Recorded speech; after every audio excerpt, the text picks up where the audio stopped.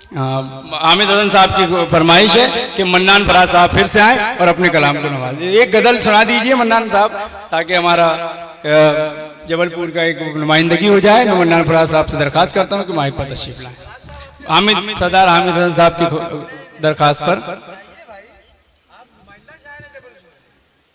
जी शुक्रिया।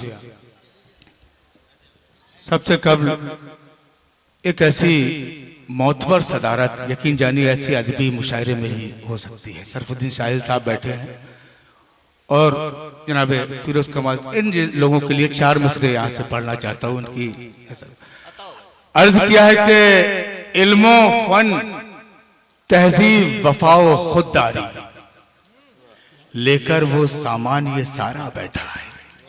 सुने दोस्तों, शिरकत करें। अब यहाँ से मुशायरा बना दे, लगे कि जबलपुर के अंदर और बिलखुसूस सरदार हामिद हसन साहब की बाड़ी में मुशायरा हो रहा है। शिरकत करें, हम अपने मेहमान का आजाद करने जा रहे हैं कि इल्मो फन तहजीब वफाओ खुददारी लेकर वो सामान ये सारा बैठा है।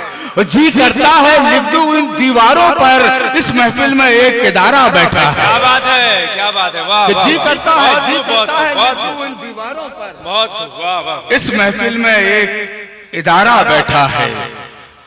आइए यहाँ से कुछ मुतफर्रिक 3-4 कतात बस जहमत तमाम अर्ज किया है कि अजब हालात हैं पहचान अपनी हमें खुद ही बतानी पड़ रही है। क्या पूरा हिंदुस्तान का आज मंजरनामा सुने कि अजब सुने कि अजब हालात हैं पहचान अपनी हमें खुद ही बतानी पड़ रही है। और जरा सा मुस्कुराने के लिए भी बड़ी कीमत चुकानी पड़ रही है। क्या बात है, वाह। अजब हालात है पहचान अपनी बनानी हमें खुद ही बतानी पड़ रही है। क्या बात। जरा सा मुस्कुराने के लिए भी बड़ी कीमत चुकानी पड़ रही है। दोस्तों, कौमी यकजहती एक बड़ा आता है लफ्ज के कौमी यकजहती के हवाले से, गंगा जमनी तहजीब के हवाले से एक गजल की जबान में 4 में से पेश करता हूँ।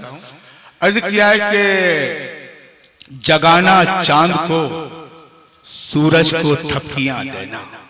क्या बात। जगाना चांद को सूरज को थपकियां देना, सितारे टांकना अंबर पे खेल उसका है। वाह। जगाना चांद को सूरज को थपकियां देना, सितारे टांकना अंबर पे खेल उसका है। किसी मजार पे रोशन हो या कि मस्जिद में, हर एक चिराग के सीने में तेल उसका है। वाह वाह। किसी मजार पे रोशन हो या क्या बात है, क्या बात है। हर एक चिराग के सीने में तेल उसका है।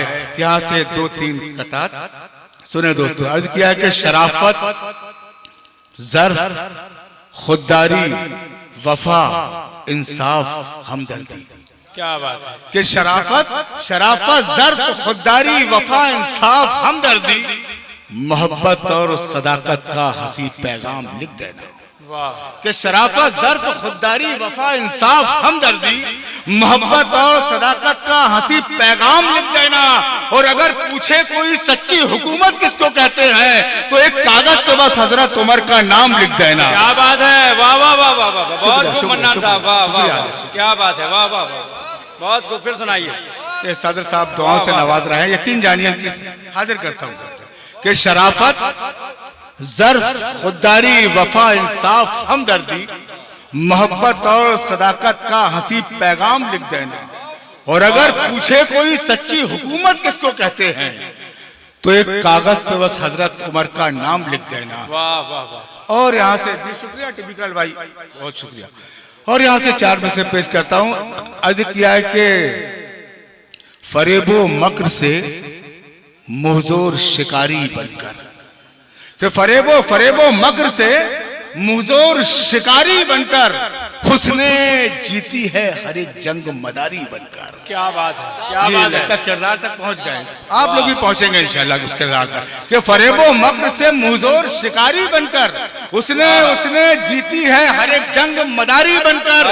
और 313 रहे हो या 72, लेकिन हमने इमदाद नहीं मांगी भिखारी बनकर। वाह वाह वाह वाह वाह, बहुत खूब, वाह वाह वाह। क्या बात है, 330 क्या बात है। कि फरेब व मक्र से मुजोर शिकारी बनकर उसने जीती है हर एक जंग मदारी बनकर। 313 रहे हो या 72, लेकिन हमने इमदाद नहीं मांगी भिखारी बनकर। दोस्तों आखिरी 4 मिसरे, उसके बाद एक मतलब 3-4 शेर की नई गजल यहाँ से पेश करते हैं।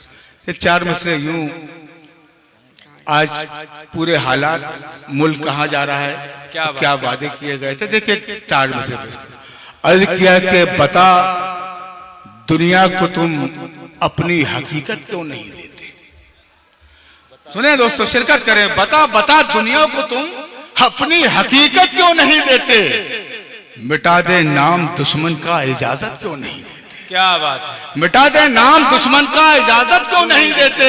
ये 56 इंच की छाती अगर गीदड़ की छाती है तो फिर शेरों के हाथों में हुकूमत क्यों नहीं देते। वाह वाह वाह। ये 56 इंच की छाती अगर गीदड़ की छाती है तो फिर शेरों के हाथों में हुकूमत क्यों नहीं देते। दोस्तों खालिद गजल की तरफ आता हूं। एक मतलब 3-4 शेर सहमत मतलब सुने, अर्ज किया है कि ये बिल्कुल ताजा गजल सुना रहा हूं आपको। दिल की गहराई से निकली मैं दुआ सा हो जाऊं। सुने, शिरकत करो दोस्तों, गजल सुनाने जा रहा हूं कि दिल की गहराई से निकली मैं दुआ सा हो जाऊं। तुझ में खो जाऊं तेरी रूह का हिस्सा हो जाऊं। क्या बात है। दिल की गहराई से निकली मैं दुआ सा हो जाऊं। तुझ में खो जाऊं तेरी रूह का हिस्सा हो जाऊं। और हिज्र आंखों से टपकता है लहू की सूरत। कि हिज्र आंखों से टपकता है, सुनो राना, कि हिज्र आंखों से टपकता है लहू की सूरत। मुझको डर है मैं किसी रोज ना अंधा हो जाऊं। क्या बात है। हिज्र आंखों से टपकता है लहू की सूरत। दोस्तों ये गजल की पज़ीराई हो रही है, आप भी शिरकत करो कि हिज्र आंखों से टपकता है गजल की सूरत।